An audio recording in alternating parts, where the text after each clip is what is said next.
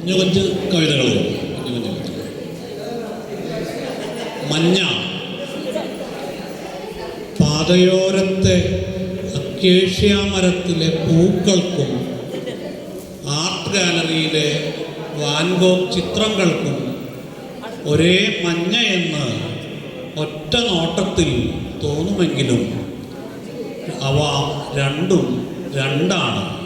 സൃഷ്ടിയുടെ രഹസ്യം അതത്രേ. അതാണ് മഞ്ഞ. മറ്റൊന്ന് കാറ്റ്.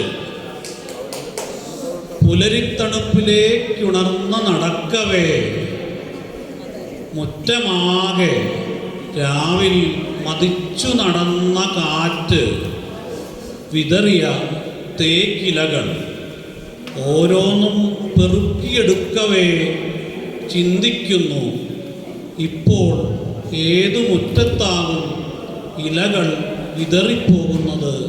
അതേ കാറ്റ്. അതാണ് കാറ്റ്. ഇന്ന കാലത്ത് നമ്മുടെ വസന്തൻ സാറ് കഥയുടെ കാര്യങ്ങൾ പറഞ്ഞപ്പോൾ ബുദ്ധൻ്റെ ഒരു കഥ പറയുണ്ടായി. ഞാൻ ആ സ്റ്റോറി വെച്ചിട്ട് ഒരു ചെറിയ കവിത എഴുതി. അതാണ് ബുദ്ധനും അമ്മയും.